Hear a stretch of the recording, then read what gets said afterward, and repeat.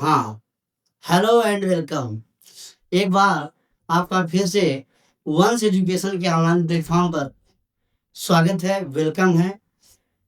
तो class 9th physics session हम class 9th physics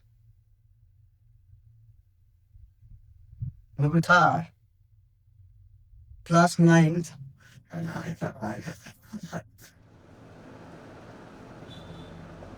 class 9th physics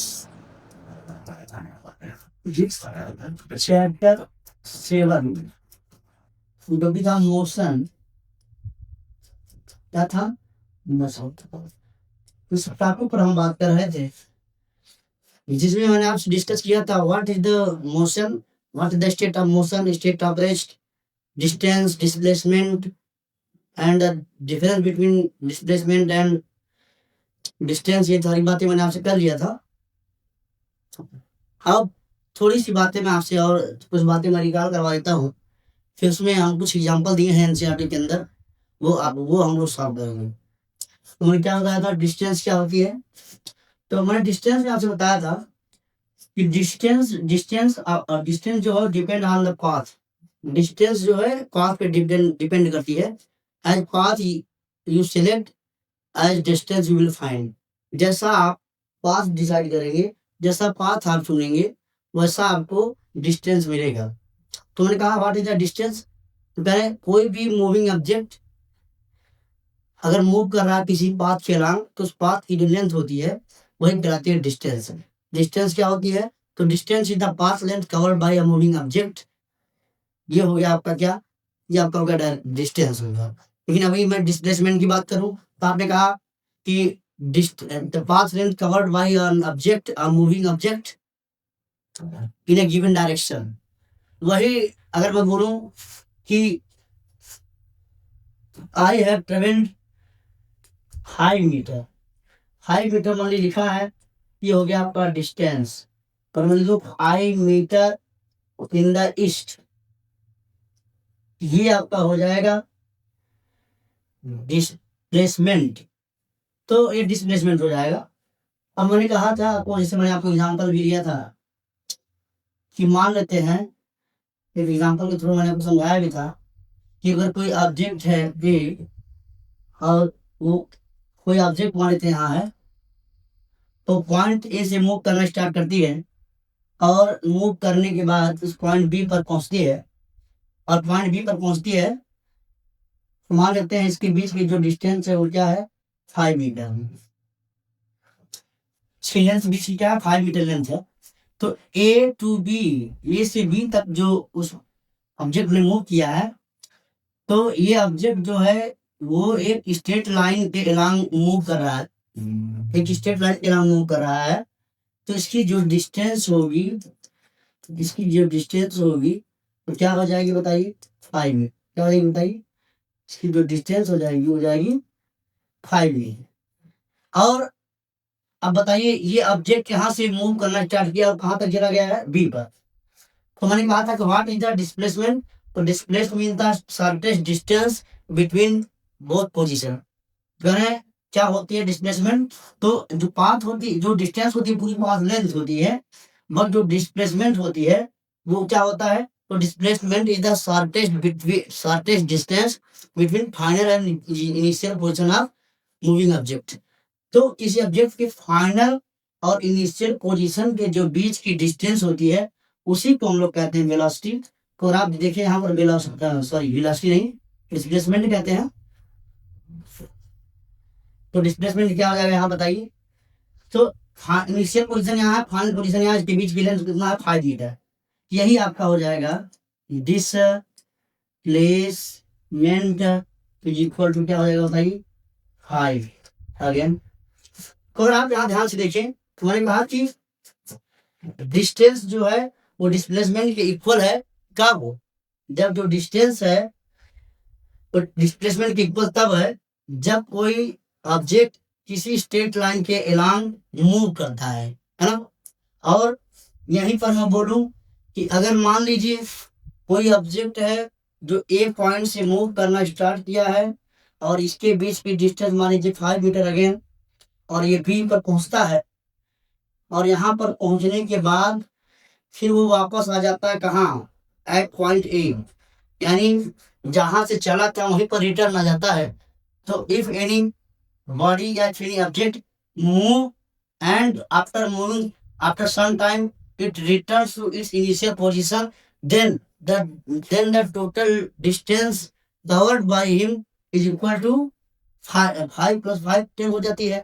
और जो डिस्प्लेसमेंट होती है, अगर कोई ऑब्जेक्ट कुछ देर ट्रेवल करने के बाद अपनी इनिशियल पोजीशन पर रिटर्न आ जाता है, वापस आ जाता है, तो हम कहते हैं जो उसके द्वारा जो डिस्प्लेसमेंट जो ट्रेवल हुआ, जो डिस्प्लेसमेंट हुआ, वो हो जाता है जीरो। जीरो कब होता है, तो अगर कोई ऑब्जेक्ट जहां से चला था वहीं पर वापस आ जाए तो हम कहेंगे जो उसकी इनिशियल पोजीशन है वही इसकी फाइनल पोजीशन बन जाती है, और जब फाइनल इनिशियल पोजीशन एक हो जाती है उसके बीच की डिस्टेंस हो जाती है zero. Then I am saying that if any object is traveling after some time, it returns and bounces back to its initial position, then the displacement covered by him is equal to zero. ये बात मैं बोल रहा हूँ आपसे। तो अगर मान लीजिए ए बी तक गया और बी से कहाँ चला गया, डायरेक्टली फिर ए तक चला गया, तो इसका डिस्प्लेसमेंट क्या हो जाएगा बताइए, क्या डिस्प्लेसमेंट हो जाएगा, जीरो। क्या हो जाएगा, जीरो। जबकि इसकी डिस्टेंस हो जाएगी कितना, 10 मीटर। ये बातें मैंने आपसे कल डिस्कस किया था। तो आइए इसी पर बेस्ड आपके कुछ सवाल जो कि आपकी एनसीईआरटी की बुक में गिवन है उनको हम लोग सॉल्व करने की कोशिश करते हैं। चलिए तो लेते हैं इस क्वेश्चन को हम लोग। चलिए आइए, ये रहा आपका एक सवाल, बेहतरीन सवाल आपके सामने बोर्ड पर लिखा हुआ है ना। तो आपके सामने सवाल बेहतरीन कुछ सवाल लिखा है।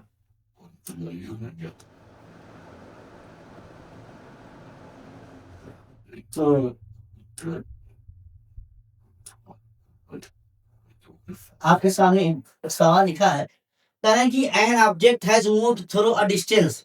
एक ऑब्जेक्ट है जो कुछ डिस्टेंस तक क्या करता है, मूव करता है। तो कह रहे हैं कि can it have zero displacement, कह रहे हैं क्या इसका डिस्प्लेसमेंट जीरो हो सकता है। कह रहे हैं इफ यस, यदि हाँ, suppose your answer with an example. तो अभी मैंने आपको एग्जांपल दिया, फिर भी मैं आपसे कहूंगा। कह रहे हैं कि an object has move through a distance, can it have zero displacement. तो कहेंगे आंसर देंगे इसका, क्या देंगे आंसर, आंसर इसका देंगे, कहेंगे यस। क्या आंसर देंगे, यस। कहेंगे if any object move through a distance then it displacement can be zero when. तो कहेंगे क्या होता है, अभी मैंने आपके सामने एग्जांपल लिया था कि मान लेते हैं ये कोई ऑब्जेक्ट है, क्या है, ये कोई ऑब्जेक्ट है। तो जो पहले ए पॉइंट पर है और थोड़ी देर बाद कहाँ पहुंच जाता है, बी पॉइंट पर। कहाँ पहुंच जाता है, बी पॉइंट पर। तो जब मान लेते हैं इसके बीच की जो डिस्टेंस है, उसके बीच की जो डिस्टेंस है, इसके बीच की जो डिस्टेंस है वो है 10 मीटर। क्या है, कोई ऑब्जेक्ट यहाँ से मूव करता है और यहाँ जाता है और उसके बाद यहीं से फिर अपनी इनिशियल पोजीशन पर वापस आ जाता है।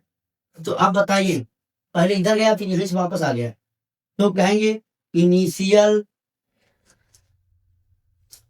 पोजीशन क्या है बताइए, ए। और उसकी फाइनल पोजीशन की क्या है, फाइनल पोजीशन भी क्या है बता दीजिए, वो भी ए है। तो जब दोनों इनिशियल फाइनल पोजीशन दोनों ए हो जाएगी तो बताइए इसके बीच का डिस्प्लेसमेंट क्या हो जाएगा, तो डिस्प्लेसमेंट हो जाएगा क्या, जीरो। तो कह रहे हैं ये तो मैंने आपको एग्जांपल दिया, if any object travel a distance and some after some time it return bounce back at the same initial position, then the displacement covered by him is equal to zero। तो कह रहे हैं yes, distance हो सकती है, कब displacement कब zero होगी, जब जहां से चले वहीं पर वो ऑब्जेक्ट दोबारा वापस आ जाए तो उसका डिस्प्लेसमेंट क्या हो जाएगा, जीरो। तो ये आपको मैंने एग्जांपल दिया है और कहेंगे लिख देंगे इस बात, in the given figure displacement is equal to zero because the object object has returned at it initial position. बताइए, पहले इसका डिस्प्लेसमेंट 0 हो जाता है, क्यों? क्योंकि वो जो ऑब्जेक्ट है वो रिटर्न हो गया कहाँ? अपने इनिशियल पोजीशन पे। ये हो गया आपका आंसर पहला। तो उम्मीद करते हैं ये आपको आंसर समझ में आया होगा, और इस बात को कॉपी करें, आप नोट डाउन करें। तो मैं आपके सामने नेक्स्ट स्लाइड पर नेक्स्ट क्वेश्चन लिख रहा हूँ। तो वीडियो को पास करिए और क्वेश्चन को नोट करिए, और मैं फर्दर आगे बढ़ूंगी। चलिए, उम्मीद करते हैं कि जो फर्स्ट क्वेश्चन है वो आपको आराम से समझ में आ गया होगा। तो चलिए, यहीं पर एक दूसरा क्वेश्चन मैं आपके सामने लेके उपस्थित हो रहा हूँ, और आप देखिए सेकंड क्वेश्चन। सेकंड क्वेश्चन मैं लेके सामने आपके आ गया हूँ। A farmer moved along the boundary of a square field of side 10 meter in 40 seconds. देखिए, बेहतरीन बात कह रहे हैं कि a farmer moved along the boundary of a square field। तो कह रहे हैं एक फार्मर है और वो एक फील्ड है जो कि स्क्वायर है। क्या है? क्या है? स्क्वायर। तो स्क्वायर को आप जानते हैं क्या होता है स्क्वायर। अगर कोई स्क्वायर फील्ड है तो उसकी चारों लेंथ जो है स्क्वायर ही है। तो स्क्वायर होता है जो 4 साइडेड फिगर होता है, whose each sides are equal। क्या होता है square? Any 4 sided polygons which is closed and every distance of every sides of the square is equal to same. तो जिस भी स्क्वायर क्या होता है, तो स्क्वायर जो है 4 साइडेड पॉलीगन्स होता है जिसकी सभी साइड आपस में क्या होती है? इक्वल होती है। तो कह रहे हैं कि एक फार्मर है, a farmer moves along the body of a square field of side 10 metre. कह रहे हैं इसकी जो मान ये A है, ये B है, और ये C है, और ये D है। तो कह रहे हैं इसकी ईच साइड जो है, इसकी ईच साइड कितनी है बताइए? 10 है। क्या है? 10 मीटर है। तो कह रहे हैं फार्मर जो है वो इस स्क्वायर फील्ड के अलाउंग ट्रेवल कर रहा है, और इस साइड क्या है उसकी? 10 मीटर। ये भी 10 मीटर, ये भी 10 मीटर, ये भी 10 मीटर, और ये भी 10 मीटर। चलिए आगे जा रहे हैं। What will be the magnitude of displacement of the farmer at the end of 2 minutes 20 seconds from his initial point? तो मान लेते हैं कि कह रहे हैं कि जो उसकी इनिशियल पोजीशन है, मान लेते हैं कि उसकी इनिशियल पोजीशन कहाँ है? ए। क्या है? ए है, और यहीं से इस ये एलांग वो मूव कर रहा है। कैसे मूव कर रहा है? स्केलर। देखा आपको कहाँ से स्टार्ट करता है? ए पॉइंट से। कहाँ से स्टार्ट करता है? पॉइंट ए के अलांग। पॉइंट ए से पहले ए बी के अलांग चलता है, फिर बी सी के अलांग चलता है, फिर सी डी के अलांग चलता है, फिर डी ए के अलांग चलता है, और इनसे तक पहुंच जाता है। तो आप कह रहे हैं what will be the magnitude of displacement. कह रहे हैं डिस्प्लेसमेंट बता दीजिए ऑफ द फार्मर, किसान की, at the end of 2 minutes 20 second. Time कितना दिए हैं?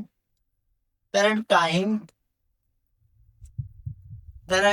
है 2 minute and 20 second. After 2 minute and 20 second find its displacement. और कह रहे हैं कि आगे भी बोला है कि along the a farmer moves along the boundary of a square field of 5-10 metre in 40 second. कह रहे हैं एक चक्कर जो है वो एक राउंड पूरा कितने सेकंड में लगाता है? कितने सेकंड में? 40 सेकंड में करा। तो वो फार्मर जो है इस स्क्वायर फील्ड के अराउंड जो पूरा एक राउंड है वो कितने टाइम में कंप्लीट कर रहा है? 40 सेकंड में। तो आइए हम कैलकुलेट करके आपको दिखाते हैं कैसे ये कैलकुलेट हो रहा है। चलिए थोड़ा समझते हैं कैसे कैलकुलेट होगा। देखिए कैसे कैलकुलेट करते हैं इस बात को। क्वेश्चन बहुत इजी है, कोई दिक्कत नहीं। चलिए, करेक्ट टाइम तो 2 मिनट 20 सेकेंड है। टाइम का और चेंज कर देते हैं हम लोग। टाइम देखिए 2 मिनट मतलब कितना? 2 × 60 + 20 मिला जुला के 62 जा 120 + 20। दिस इम्प्लाइज दैट जो टाइम हमारा हो जाएगा 140 सेकेंड। कितना हो गया भैया 145।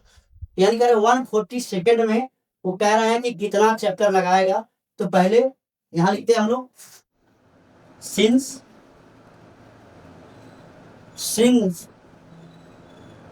One round is completed by farmer in 40 second. तो एक राउंड जो कंप्लीट हो रहा है वो 40 सेकेंड में कंप्लीट हो रहा, राइट। देन तो एक राउंड हो रहा है 40 सेकेंड में, है ना। तो इसका मतलब this implies that 40 second is equal to 1 round. बोलिए 40 सेकेंड में कह रहा है 1 राउंड कंप्लीट करेगा। Then therefore 1 second equal to 1/40 round. बताइए आप पढ़े होंगे 40 सेकेंड में एक राउंड, तो 1 सेकेंड में 1/40 राउंड, तो हम चल कितना रहे बताइए। So 140 second is equal to 1/40 into 140। कितना राउंड होगा कैंसिल कर लीजिए तो जाएगा 14/4 is equal to 7/2। This implies that 3.5 round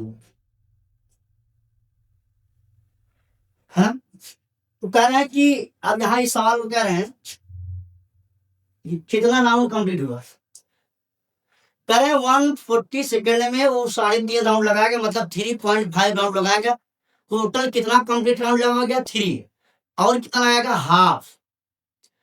कह रहे 140 सेकेंड में वो जो फार्मर है वो पूरी बाउंड्री की 3 कंप्लीट राउंड लगाएगा और हाफ राउंड लगाएगा।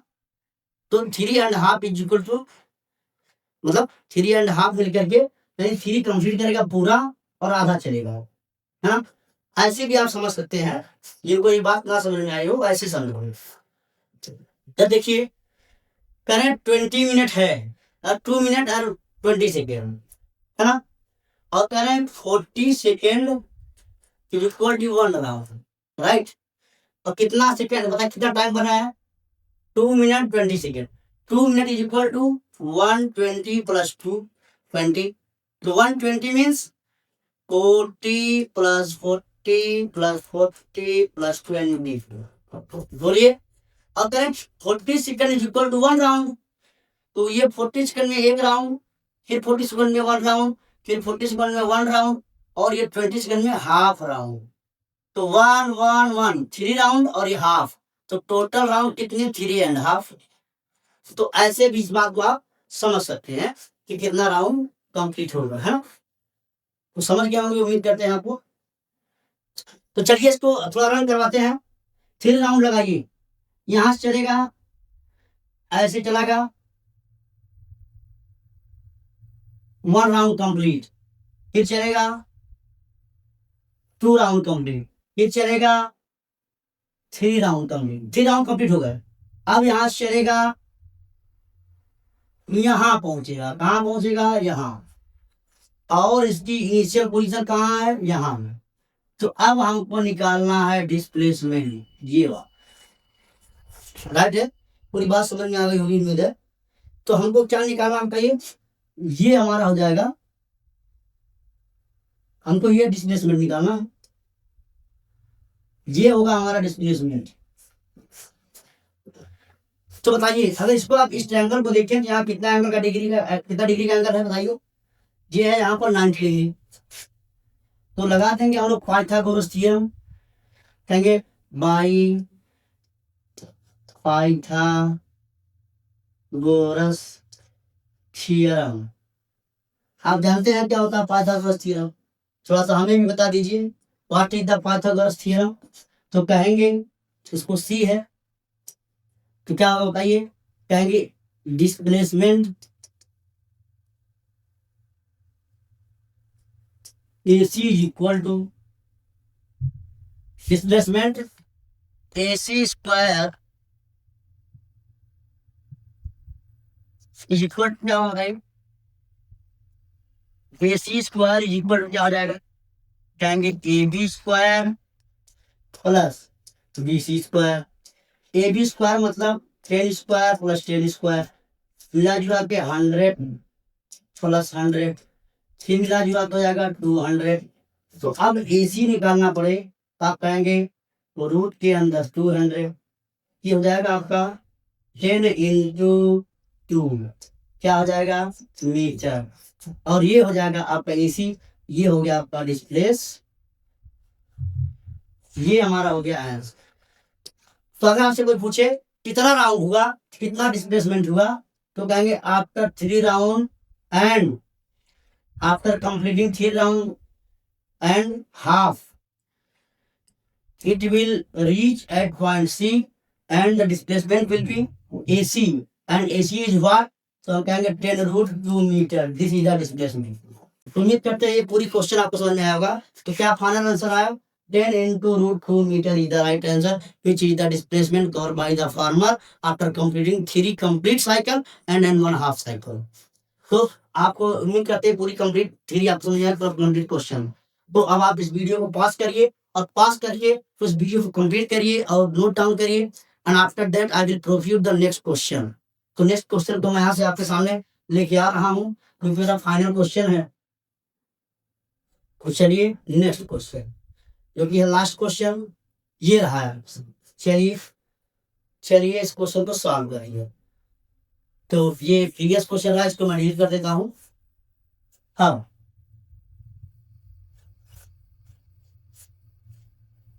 चलिए हाँ, सवाल कह रहा है कि क्वेश्चन में कह रहा है कि which of the following is true और ट्रू फॉर डिस्प्लेसमेंट।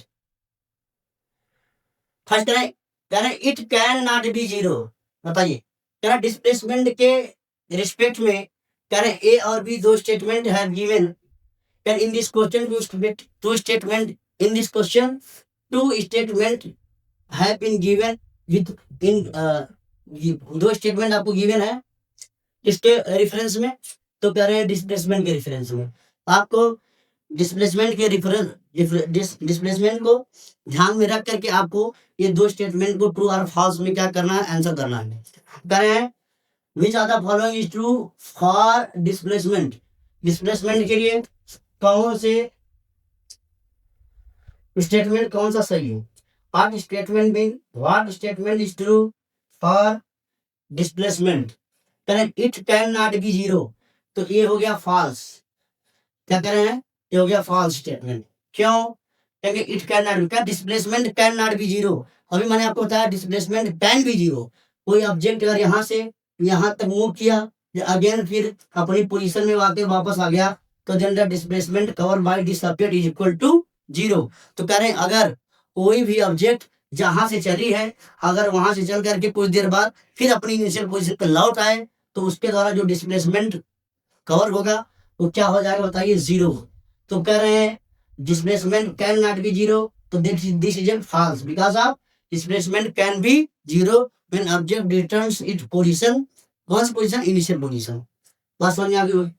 कह रहे हैं its magnitude is greater than the distance travelled by the object. कह रहे हैं its magnitude is greater than the distance. कह रहे हैं इसका जो मैग्नीट्यूड होता है वो डिस्टेंस से क्या होता है? ग्रेटर होता है। कह रहे magnitude is greater than the, कह रहे डिस्प्लेसमेंट जो है वो ऑलवेज क्या होती है? वो डिस्प्लेसमेंट जो है डिस्टेंस से क्या बड़ी होती है। ये भी आंसर का आपका क्या है? गलत है। क्या है? गलत है। कह रहे its magnitude is greater than the displacement divided by the object. कह रहे क्या जो मैग्नीट्यूड होता है किसका? डिस्प्लेसमेंट का, क्या वो डिस्टेंस से हमेशा क्या होता है? बड़ा होता है तो छोटा होता है, वो बताए थे। आप जाइए वहाँ डिफरेंस देखिए, तो प्रीवियस लेक्चर में आप जाइए तो वहाँ आपको मिलेगा what is the basic difference between distance and displacement. वहाँ मैंने आपसे बात किया है और आपको ढेर सारा एग्जाम्पल लेकर समझाने का प्रयास किया है। वहाँ आप देखेंगे कि the distance is always greater than displacement and displacement is always less और equal to distance, that is displacement can not be greater than the distance. तो कह रहे हैं कि जो डिस्प्लेसमेंट है वो कभी भी डिस्टेंस से ज्यादा हो नहीं सकती है। और यहाँ कह रहे हैं जो उसका जो डिस्प्लेसमेंट का मैग्नीट्यूड होता है वो क्या होता है, डिस्टेंस से क्या होता है, ज्यादा होता है, जबकि ज्यादा नहीं होता, क्या होता है, कम होता है। इसलिए ये स्टेटमेंट भी क्या है, रॉन्ग स्टेटमेंट है, यानी फॉल्स स्टेटमेंट। तो ये आपके 3 क्वेश्चन आपके एनसीईआरटी के दिए हुए थे।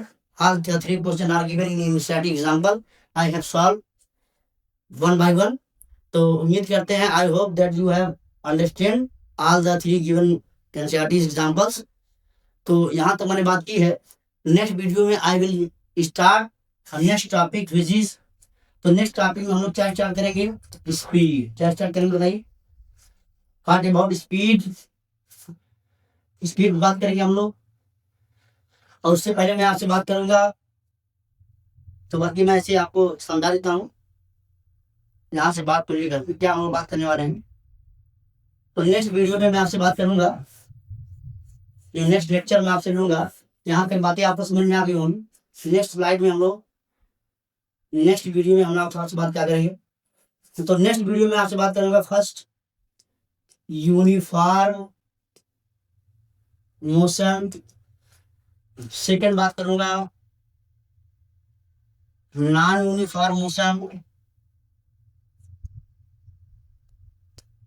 और यही मैं आपसे बात करूंगा स्पीड की, फिर यही बात करूंगा मैं आपसे एवरेज स्पीड की। ऐसे करके मैं आपसे टॉपिक कंटिन्यू करूंगा। तो नेक्स्ट टाइप पर हम करेंगे बात यहाँ से स्टार्ट। तब तक के लिए स्वस्थ रहिए, मस्त रहिए, जबरदस्त रहिए। और क्लास अगर आपको समझ में आई और बेहतर लगा क्लास, तो क्लास को लाइक, शेयर और चैनल को सब्सक्राइब करें और ढेर सारा प्यार दें। बहुत बहुत धन्यवाद दोस्तों।